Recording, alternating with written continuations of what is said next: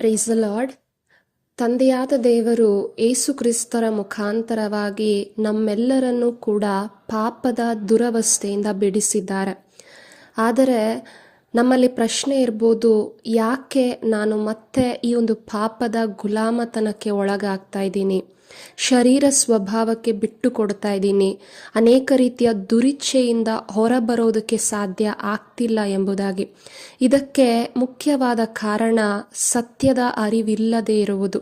ದೇವರ ವಚನ ಹೇಳ್ತದೆ, ಯೋವಾನನು ಬರೆದ ಶುಭ ಸಂದೇಶ 8ನೇ ಅಧ್ಯಾಯ 32ನೇ ವಾಕ್ಯ, ನೀವು ಸತ್ಯವನ್ನು ಅರಿತುಕೊಳ್ಳುವಿರಿ, ಸತ್ಯವು ನಿಮಗೆ ಸ್ವಾತಂತ್ರ್ಯ ನೀಡುವುದು. ಏಸು ಕ್ರಿಸ್ತರನ್ನ, ಈ ಶುಭ ಸಂದೇಶವನ್ನ ನಾವು ಅರಿತುಕೊಳ್ಳುವಾಗ ದೇವರು ನಮಗೆ ಏಸು ಕ್ರಿಸ್ತರ ಮುಖಾಂತರ ನೀಡಿರುವಂತಹ ಸ್ವತಂತ್ರವನ್ನ, ಬಿಡುಗಡೆಯನ್ನ ನಾವು ಅನುಭವಿಸುತ್ತಾ ಜೀವಿಸೋದಕ್ಕೆ ಸಾಧ್ಯವಾಗ್ತದೆ. ಆದ್ದರಿಂದ ನಾವೆಲ್ಲರೂ ಕೂಡ ಪವಿತ್ರಾತ್ಮರ ಸಹಾಯ ಕೇಳೋಣ. ಪರಿಶುದ್ಧಾತ್ಮರ ಸಹಾಯದೊಂದಿಗೆ ಏಸು ಕ್ರಿಸ್ತರನ್ನ ಅರಿಯುವುದರಲ್ಲಿ ಆಸಕ್ತಿ ವಹಿಸೋಣ. ಪವಿತ್ರಾತ್ಮರು ನಮಗೆ ಈ ಸತ್ಯದ ಅರಿವನ್ನ ಕೊಟ್ಟು ಸ್ವತಂತ್ರದ ಮಾರ್ಗದಲ್ಲಿ ಸಮಗ್ರ ಸತ್ಯದೆಡೆಗೆ ಕರೆದೊಯ್ಯುವವರಾಗಿದ್ದಾರೆ.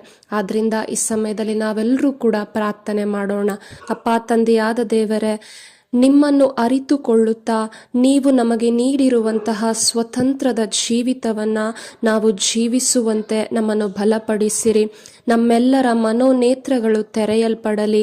ನಿಮ್ಮನ್ನು ಅರಿಯಲು ಇರುವಂತಹ ಎಲ್ಲ ಅಡಚಣೆಗಳು, ಎಲ್ಲ ರೀತಿಯ ಮಂಕುತನ ಯೇಸು ನಾಮದಲ್ಲಿ ದೂರವಾಗಲಿ. ಎಲ್ಲರಿಗೂ ಶುಭ ಸಂದೇಶದ ಸತ್ಯದ ಅರಿವು ಉಂಟಾಗಲಿ. ಯೇಸು ಕ್ರಿಸ್ತರ ಮುಖಾಂತರ ನೀವು ನಮಗೆ ನೀಡಿರುವಂತಹ ಸ್ವತಂತ್ರದ ಜೀವಿತವನ್ನ ಜೀವಿಸುವಂತೆ ಆಗಲಿ.